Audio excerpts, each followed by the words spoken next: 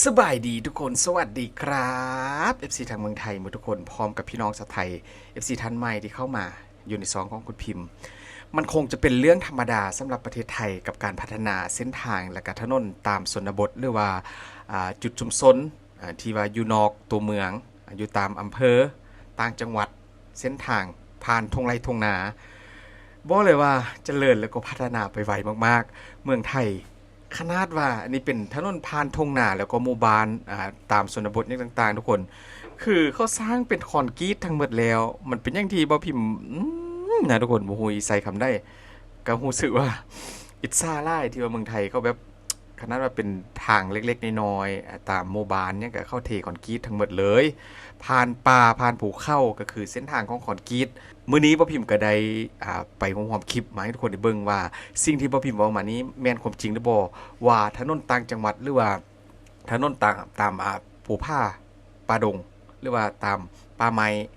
ผ่านทงไร่ทงนาตามอำเภอตามต่างจังหวัดเป็นหยังต้องมีคอนกรีตทั้งหมดเลยไปเบิ่งคลิปกันไปบ่เชื่อก็ต้องเชื่อทุกคนนี่แหละคือเมืองไทยกับการพัฒนาความเจริญบ่เคยหยุดนะ อยากให้ทุกคนสังเกตว่าสภาพแวดล้อมหรือว่าด้านข้างนะทุกคนก็คือแบบยังเป็นป่าทึบเลยแหละแต่ว่าเขาสร้างถนนคอนกรีตไปแล้วโอ้ยเป็นยังบ่พิมพ์จึงเอาคลิปนี้มานะทุกคนก็บ่อยากเว้าเปรียบเทียบเลยนะคือที่ทุกคนฮู้นั่นแหละนี่การสร้างทุกอย่างนะทุกคนก็คือแบบคอนกรีตทั้งหมดเลยก็คือพี่น้องชาวไทยหรือว่าแรงงานนี่บ่ที่ว่าเข้า มาสร้างนะคนจะมีรถเทคอนกรีตไปแล้วก็จะมีการใส่อุปกรณ์น่าจะเป็นแบบอุปกรณ์ลีดหน้าทางนี่นะทุกคนเห็นบอกนี่แหละคือถนนพานทุ่งนานะทุกคนจุดนี้ก็น่าจะเป็นทุ่งนาหรือว่าไร่ของสาวกสิกรนี่แหละเบิ่งจากด้านข้างนะโอ้นะทุกคนทั้งที่ว่ายังบ่ทันมีหมู่บ้านแต่ว่าเมืองไทยก็สร้างถนนความสบายไปไว้ก่อนหมดแล้วนะสร้างไว้ก่อนในอนาคตนี่เลย ถ้าว่าเป็นอย่างมาต่อยนี่บ่พิมพ์ก็ยังว่ามันเป็นเรื่องปกตินะทุกคนแต่นี่คือคอนกรีตที่ว่าเข้ามาสร้างในจุดที่ยังบ่ทันมีหมู่บ้านยังบ่ทันมีบ้านของประชาชนอย่างนั้นนะอยู่ด้านข้างนะส่วนมากก็จะเป็นแบบป่าไม้ต้นไม้เป็นหญ้านะเป็นที่ดินว่างเปล่านี่เห็นบ่อันนี้ก็ถือว่าแล้วไปแล้วครึ่งนึงทุกคนยังเหลืออีกเต็มครึ่งนึงนะผ่านปลูกข้าวต้นไม้ส่วนของประชาชนนี่นี่แหละ คือการพัฒนาที่บ่เคยหยุดนิ่งนะกับเมืองไทยก็ใส่ใจไล่กับเรื่องของถนนเส้นทางบ่ว่าจะเป็นตัวเมืองชนบทอำเภอหมู่บ้านภูเขาผ่านทุกจุดก็ต้องแบบเฮ็ดถนนให้มันสบายไปก่อนโอ้โหทุกคน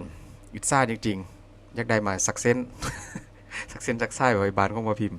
นี่เริ่มลากเหล็กเส้นไปแล้วทุกคนเหล็กที่ว่าเข้ามาใส่ปูใส่กับพื้นคอนกรีตนะเพื่อจะช่วยในการยึดคอนกรีตไว้มีหลายจุดกันเลยทุกคนที่อยากจะให้ทุกคนได้เบิ่งนะอันนี้คงจะเป็นเรื่องปกติของเมืองไทยอยู่แล้วบอกทุกคนที่ว่าเขามีการพัฒนาโดยการสร้างถนนไปก่อนทั้งที่บ่ทันมีการอ่าแล้วก็การจัดสรรหมู่บ้านหรือว่าประชาชนยังบ่ทันได้ปลูกหอปลูกเรือนปลูกบ้านอยู่ด้านข้างเท่านะแต่ว่าถนนก็ต้องสร้างไปเสร็จก่อนที่ว่าจะมีบ้านมันน่าจะเป็นคอนเซปต์แบบทุกคนแบบถนนไปถึงที่ไหนก็คือความเจริญไปถึงที่นั่นใช่ไหมน่าจะเป็นแบบนี้นะนี่แล้วสิ่งที่สังเกตนะทุกคนเบิ่งดีๆทุกคนมันบ่แม่นบางๆนะคอนกรีตที่ว่าเขาเทเข้าไปว่าพิมพ์ว่าบ่ต่ำกว่า10เซนหรือ15เซนนี่แหละเบิ่งจากขอบไม้ด้านข้างนั่นแหละทุกคนขอบไม้ขอบเหล็กด้านข้างนะประมาณสัก15เซนพุ่นแหละโอ้โหมันว้าวอยู่ที่บอลว่าคอนกรีตมันจะแพงกว่าอย่างมาต่อยอยู่แล้วมันบ่ทุกคน ทางคอนกรีตทางอะไรทางสายแล้วก็เป็นหินเล็กๆเนี่ยแบบส่วนผสมของคอนกรีตนี่นะทุกคนถือว่ามันจะราคาสูงนะแต่ว่าเมืองไทยเขาใส่คือน่าจะเป็นคือเรื่องของอายุการใช้งานใช่ไหมทุกคนแบบให้มันยาวนานที่สุดเพราะว่าถนนเส้นหนึ่งก็สร้างมามันก็ได้ลงทุนหลายก็ต้องแบบเอาให้มันดีครั้งหนึงเลยครั้งเดียวเลยใส่ยาวนานหลาย10 ปีกันเลยแหละว่ามีการผุพังนี่ทุกคนเห็นบ่อันนี้เป็นป่าคล้ายๆกับส่วนยางนะก็อย่างแบบก็สร้างถนนไปแล้วทุกคนเป็นป่า นะทุกคนนี่แหละเป็นยังคนลาวส่วนหลาย YouTube ลาวส่วนหลายจึงมักเฮ็ดคลิปเกี่ยวกับถนนประเทศไทยทุกคนเพราะว่าเอาตรงๆก็คือบ้านของอันเบาพิมพ์นี่นะก็คือมันยังบ่ทันมีแบบนี้นี่แหละขนาดผ่านภูผาป่าดงเป็นแบบทุ่งไร่ทุ่งนาก็ยังแบบสร้างเป็นทางคอนกรีตหมดแล้วนะเลยว่าเห็นแล้วมันรู้สึกว่ามันแปลกดีแล้วก็ความเจริญมันไปไวขนาดอยู่ที่เมืองไทยเราก็เลยว่าอยากจะมานำเสนอคลิปให้เบิ่งนำกันอีกตึ้มครั้งนึงนะนี่เขาจะทำทั้งกลางวันกลางคืนเลยตัวนี้ก็นั่นแหละเครื่องนวดใช่ไหมนวดหน้าผิวห้องถนนให้มันเรียบเนียนนี่ใส่อุปกรณ์กดนะทุกคนให้มันเพียงกันโอ้โหทำทั้งกลางวันกลางคืนเลยเส้นหนึ่งก็คงจะใช้เวลาบ่ดนดอกว่าพิมพ์ว่านะทุกคนน่าจะใช้เวลาแป๊บเดียวเพราะเขาเปลี่ยนกะกันทำเลยนี่ทั้งกลางวันทั้งกลางคืนนี่แหละเป็นอย่างที่ได้เห็นกี่ครั้งก็ยังแบบรู้สึกว่าเมืองไทยเขามีงบมหาศาลในการสร้างถนนทุกคนนี่สร้างเสร็จแล้วก็เนียนแห้งทุกคนความหน้านี่ไม่ต้องพูดถึงนะความหนาเนี่ยหนามากเห็นบ่ด้านข้างความหน้าแล้วก็ความมาตรฐานวิชาการก็คมอยู่ตลอดโอ้โหถ้าว่าทางแบบนี้นะสร้างได้หมดอยู่ตามชนบทหรือว่าอยู่ตามภูผาป่าไม้ป่าดงเนี่ยพวกนี้นะทุกคนมาพิมพ์ว่าสักอีกตึมสัก10 ปี5 ปี10 ปีนี่คงจะเป็นหมู่บ้านหมดแล้วแหละจุดที่ว่าทุกคนเห็นอยู่ในคลิปนี่นะอันนี้ก็ถือว่าเขามีการขัดพื้นผิวห้องถนนนะเรียบเนียนแล้วก็มีอุปกรณ์อะไรเหมือนกับไม้กวาดนะคนเขากวาดนั่นเป็นคีดน่าจะเป็นทำแบบบ่ให้ถนนลื่นบ่นะอันนี้เพียงแค่ครึ่งเดียวขวมหน้าข้องปูนข้องคอนกรีตอย่างขนาดนี้ทุกคน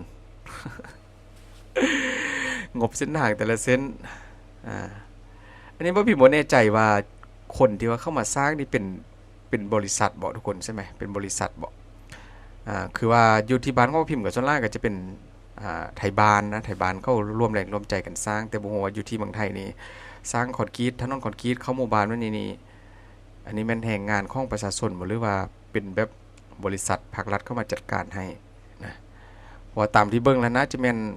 บริษัทนะตามที่พ่อพิมพ์เบิ่งเพราะว่าอุปกรณ์แล้วก็คนงานที่ว่าเข้ามาทำก็ถือว่าเป็นมืออาชีพสุดๆเลยนี่ผ่านส่วนข้าวโพดแล้วก็เป็นต้นไม้เหมือนกับอย่างพาราต้นไม้สักทองประมาณนี้แหละโอ้โหทุกคนอันนี้บ่ต้องพูดถึงละบ่ต้องเว้าถึงแล้วเรื่องของถนนอยู่ในตัวเมืองนะอยู่ในตัวเมืองอยู่ตามจังหวัดใหญ่ๆของประเทศไทยที่ว่าเจริญเพราะว่าพิมพ์ก็ทำมาหลายแล้วความทันสมัยความเจริญก็ถือว่ามัน Amazing มันสุดยอดด้วยแล้วนะอยู่ในตัวเมืองแต่อยากจะเปลี่ยนแนวมา